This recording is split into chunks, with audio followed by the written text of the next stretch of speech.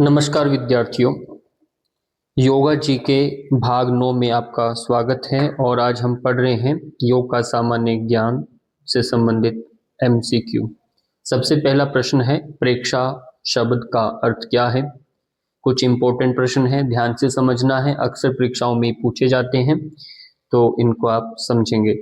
सुनना, देखना, बोलना और समझना, इनमें से सही उत्तर है देखना। प्रेक्षा का अर्थ होता है देखना, तो ये सही उत्तर है।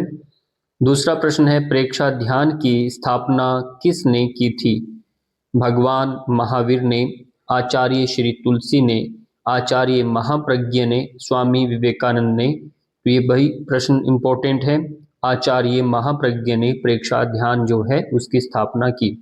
जो इससे पहले जो वीडियो आपने देखा होगा तो उसमें कायोत्सर्ग ध्यान की बात चल रही थी। कायोत्सर्ग प्रेक्षा ध्यान का ही एक भाग है। तो प्रेक्षा ध्यान ये भी जैन दर्शन का एक महत्वपूर्ण ध्यान पद्धति है। और प्रेक्षा ध्यान का मुख्य उद्देश्य क्या है। शरीर को बलवान बनाना, या फिर कर्मों का बंधन बढ़ाना, आत्मा का साक्षात्कार करना, या फिर धर्म का प्रचार करना। तो इसका सही उत्तर समझ रहे हैं, आत्मा का साक्षात्कार करना, ये प्रेक्षा ध्यान का मुख्य उद्देश्य है। प्रेक्षा ध्यान में किस बात पर जोर दिया जाता है। मंत्रोच्चारण के ऊपर, क्रिया योग पर, जागरूक निरीक्षण पर, या नृत्य पर। तो सही उत्तर है जागरूक निरीक्षण पर विशेष बल दिया गया है। प्रश्न नंबर 5, प्रेक्षा ध्यान का कौन सा अंग श्वास पर केंद्रित होता है। कायोत्सर्ग, भावना प्रेक्षा, लेसरिका, या श्वास प्रेक्षा। तो सही उत्तर है श्वास प्रेक्षा। श्वास प्रश्वास पर इस पर विशेष फोकस रहता है, श्वास प्रेक्षा। तो इसका एक श्वास अंग पर केंद्रित होता है, श्वास प्रेक्षा। प्रश्न नंबर 6, प्रेक्षा ध्यान में लेसरिका का अर्थ क्या है। विचारों की दृष्टि, रंगों की कल्पना, शरीर का विश्लेषण, या मंत्र का उच्चारण। सही उत्तर है रंगों की कल्पना करना, ये भी एक ध्यान की पद्धति में उसमें आता है। प्रश्न नंबर 7, प्रेक्षा ध्यान में चित्त की शुद्धि हेतु किस विधि का प्रयोग होता है। प्राणायाम, चित्त निरीक्षण, तेजस ध्यान, या त्राटक। तो सही उत्तर है चित्त निरीक्षण, ये उसमें शुद्धि की प्रक्रिया में लिया गया है। प्रश्न नंबर 8, प्रेक्षा ध्यान के माध्यम से कौन सी भावना विकसित होती है।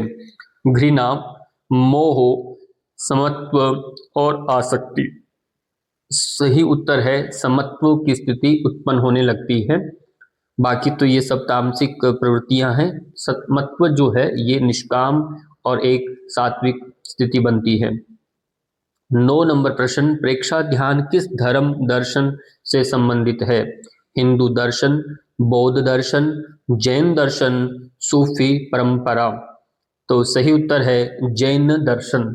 जैन दर्शन से संबंधित ये प्रेक्षा ध्यान की पद्धति है।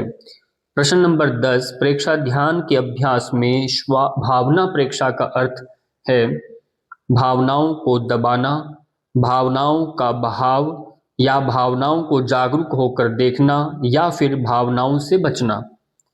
सही उत्तर भावनाओं को जागरूक होकर के देखना, ये प्रेक्षा ध्यान के अंदर भावना प्रेक्षा का अर्थ बताया गया।